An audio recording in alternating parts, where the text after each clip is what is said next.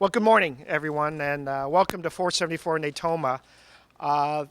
This is a pretty happy event, and I have with me the different departments: John Ram from City Planning, Tom Hui from Building Inspection, Darlene Wolf from our Rent Stabilization Board, Olson, of course, from our Mayor's Office of Housing, and our Fire Chief, Johanna Hayes-White.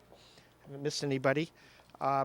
And we're here today to make a couple of announcements. First of all, we're here on this site specifically because it's about to open. This is a 60-unit family-oriented development financed by the Bank of America. So they're here today proudly, but also built and sponsored built by Nobi Brothers and sponsored by the Bridge Housing Corporation. And I don't know if Cynthia Parker's here, but certainly Bridge folks are here. And I want to say thank you because Bridge is one of the best nonprofit housing experts. I've met many of their staff, but also their past staff who now works at HUD.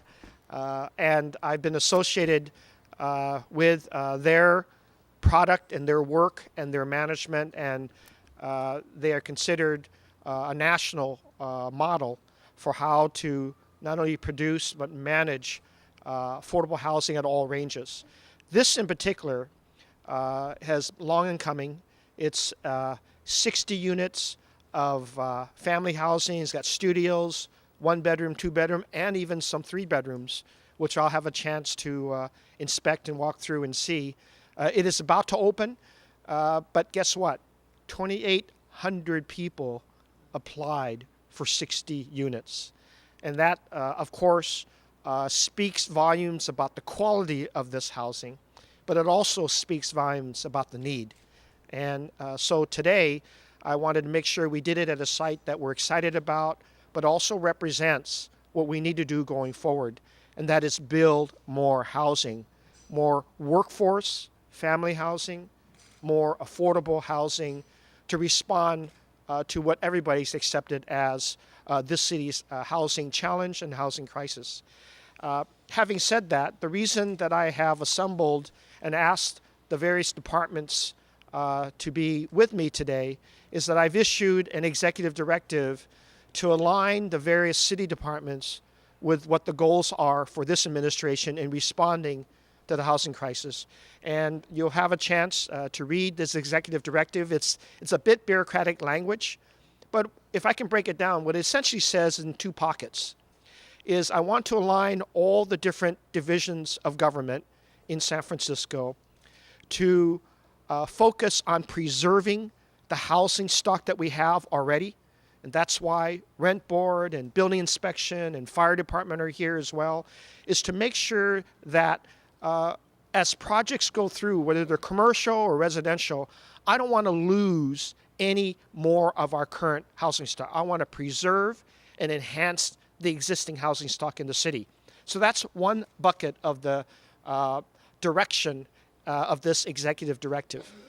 The other part and bucket of this directive is to also align the other departments to work with me and work with the private sector around how to build more affordable housing at all the different spectrums, workforce as well as low-income housing. Middle-class housing is what I think the polls have said that we really need, and I want to align the different departments. And this is where so much importance is to planning, to the other agencies that work in this arena, to our Mayor's Office of Housing and other divisions, that when they are looking at and incentivizing the private sector as well as looking at the highest and best use of our public land, that they align themselves with the goal of making sure that we can do cost-effective building and supporting the building and construction of middle-class and below market rate housing for all the different families and family needs. So that's the essence of the executive directive. I just wanted to make sure that everybody within the city government is aligned properly on that. When it comes to the preservation of housing, there's a number of pieces of legislation that the board has already introduced, some of which is going forward in a rapid session. For example, I plan to sign the ordinance that I think Supervisor Avalos has sponsored around preventing harassment of tenants. That has a lot to do with our rent board, making sure they proffer off any hearings to allow tenants to come in and describe for them if they feel that they're being harassed out of their units, whether it's an inappropriate payoff or a quiet payoff or a more bold assertion of a developer's effort to get them out of their units, or whether it's a construction project where we need to evaluate whether we're losing housing units rather than gaining them. I want that reviewed more appropriately with the different agencies that are standing with me today. So all in an effort to align government to this direction and make sure that we're all speaking the same direction, because the housing challenge is real. And I want our administration to be properly positioned to protect existing housing as well as promote additional housing. It's also what was behind what Fire Chief and I did just recently. We can lose just as many units with a fire. And we want residents to participate, tenants to participate, making sure that they do everything they can, along with the property owners, that during these winter holidays, we don't lose housing to accidents, to fires. It's so valuable that I've got to get to this level of detail to make sure everybody's cooperating and working together. This is my strong expression of what I think the city needs to do to build and support the building of more housing. You know, we've done that through the Housing Trust Fund. I can't say thank you enough to all the entities over a year ago that got together to produce this Housing Trust Fund, because as Bank of America and all the financial institutions know, when the government guarantees it, you're likely to come in a lot more wider open arms because the risk factor is shared in a much more elaborate way. It isn't always on the private sector. We've got to have stake in the action as well. A similar stake with the nonprofits that I'm asking to help me take up the management of public housing more and more, as well as help me produce quality housing like 474 Natoma. So this is the essence of the directive, but also it's a direction that we're going, and it's a high priority in my administration, and I want to thank the departments that are standing with me as they go through. Part of that directive is to create yet an internal task force to invite innovative ideas of recommendations to me as to what we can do to accelerate the building construction of more affordable housing for all different entities, different economic spectrums in the city of San Francisco. It is expensive. We've always known that, but we don't have to accept it. We actually can do something about it, and this is where working with all the community-based nonprofits, housing experts like Bridge, good minds in the development world, good minds in the financial world, to work together with our city agencies so that we could protect and as well as expand housing opportunities. I'd like to thank you, and before I go into looking at these marvelous units, I can answer a few questions here from the media around what we're trying to do here. Thank you. Mr. Mayor, you're saying it can't always be the private sector, but can you talk a little bit about the role and vision for some of the companies who come in to help create housing as well? Too, a lot of their workers are buying up some of the new housing that's being built and some of the old housing. What role do you see some of the big companies playing in this? Well, it's in the backdrop of our success, and I've always said I don't want to trip over our success. We have a robust economy, and I also want to say this. People stop blaming tech companies. They want to actually be part of the solution, and I think it's unfortunate that some voices want to pit one economic sector that they view as successful against the rest of our challenge. The reality is that they're only 8% of our economy. The robust part of our economy has to do with hospitality, has to do with biotech, has to do with local manufacturing. All sectors in our San Francisco are on a high level of good performance. So having said that, the entire business community can be our partners in this. I had a great conversation with some financial institutions of recent. They want to be part of the effort that they hear to build more housing in the city. They want to be financial partners. They want to be thought provokers as well.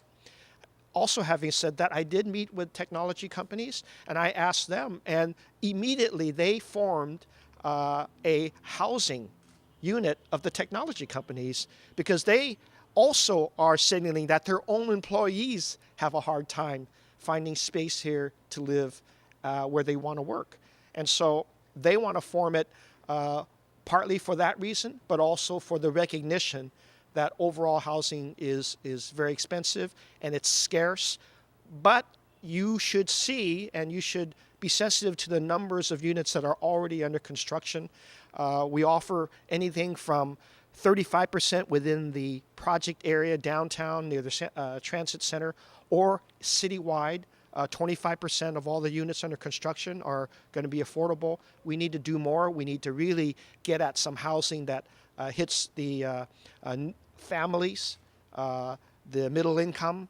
And this is where I think the conversations we're having around the highest and best use of heretofore underutilized publicly owned land, whether it's school district, city college, the PUC, recreation and park, and others. They're sitting on vacant pieces. Some of it is historic reservoirs, for example, that can be developed.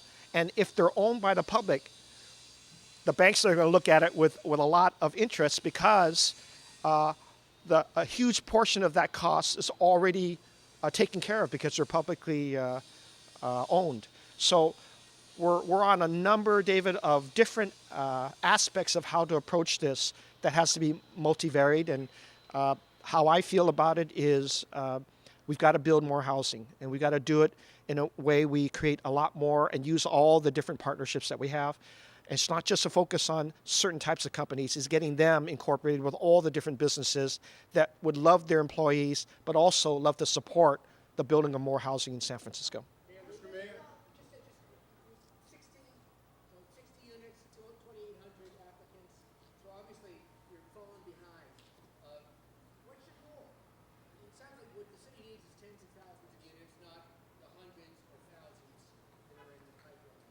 So what's your goal when you line all these apartment properties? Yeah. What do you get? Well, that's why I began with that example. I mean, 2,800 applications for 60 units is an incredible reflection of the need. Tens of thousands is what we need to get at.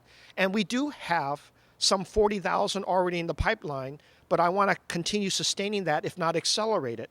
And again, this is why the executive director is important, because accelerating these projects while we are making sure we don't destroy or eliminate the existing housing stock twofold. We've got to be comprehensive about this, and so I want to accelerate tens of thousands of more housing units. We can do that in areas that are infill lands and lands that are available, and that's why there is an accelerated process underway to get everybody together and align ourselves with it. And you'll see these announced during the year of 2014, as I think it'll be pretty much a big housing agenda for the city. Mr. Mayor, former Mayor Art Agnos and a number of others have suggested that the only type of affordable housing you should allow new developers is on-site, and that it's really a bad idea to allow them to contribute to off-site housing. What's your position? Well, I welcome anybody's interviews, including former Mayor Agnos. I think, and you'll find, and if you take a minute to even talk with our Bank of America executives, they'll tell you, as all financial experts would, it's incredibly expensive to place them on site. Where you might have alternatives like public land that we're freeing up and say, we can produce actually sometimes twice as many units off-site as we would do on-site. It's just basic economics that would allow you to understand that it isn't all on-site. And this is where the housing experts, be they nonprofit or for-profit, can advise all of us. And this is the advice that they're giving me. So while that view is accepted in terms of input, I think we're trying to do it as smartly as we can, especially where the economics tell us that you can build more units off-site that are affordable to everybody, especially when you have control of land. I think the key is to get control of these parcels in an affordable way, because that brings down that cost. And again, B of A is going to tell you right off the bat, I think I'm correct, right? Shaking heads. They're doing good. They're doing good. Yes. Back to David's question about tech a moment ago. Do you think that they are at all responsible, and if so, to what degree, of the rise in rents in San Francisco? Yeah.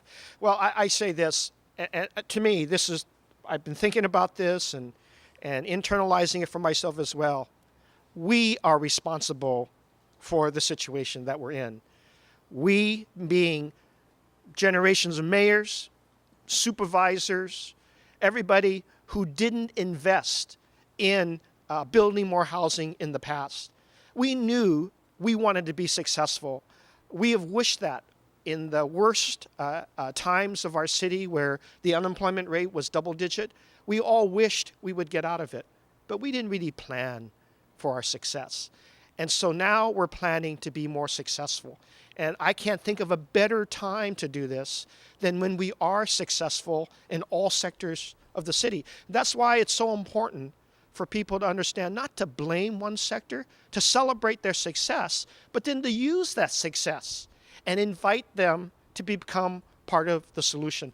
This is the thing. This is the way I run city government, and I'll be judged by the results that we do. I'm very open to that and confident that business and all the successful parts of business, including tech, biotech, local manufacturing, as well as the hospitality, all of them should be part of my scenario about producing and accelerating the production of housing at all different incomes, particularly with middle-income families in the city that we see them struggling with.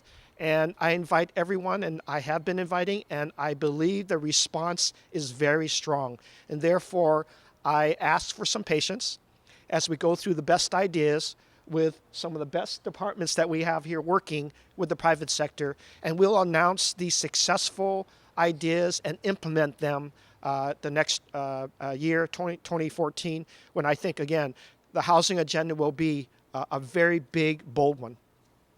Thank you. Housing is one aspect of this, but Yeah. transportation is another. The MTA's plan to deal with the different tech buses right now is cost neutral. Is that a missed opportunity to get some sort of additional funding from you? Not a missed opportunity. That's the essence of that 2030 task force, transportation task force that we put together, where they have sent a report to me. I'm in the process of reviewing all aspects of that. And Muni officials themselves were directly involved in producing that very comprehensive review, along with our planning department, and many, in fact, all the departments here had input in that. Transportation is not just about Muni. It's about all the modes of how people get around the city. And you can't forget that, because that's a really big part of the task force's work. How do you get people walking more and better? How do you get them bicycling safer and more? How do you get cars less, but also the cars that do, get them through where they have to go without stalling and congesting? How do you invest in Muni, in its assets, in its transportation, in all of its aspects? How do you work with taxis and all the other car sharing and automobile sharing companies? They're all in together now. It's no longer just taxis, by the way. And you know, I hear from my taxi friends as they honk around City Hall, they don't want to be left behind. So we want to bring them in to the kind of exciting use of Uber or Sidecar or Lyft, or car sharing in general, like City Car Share that we have in front of City Hall.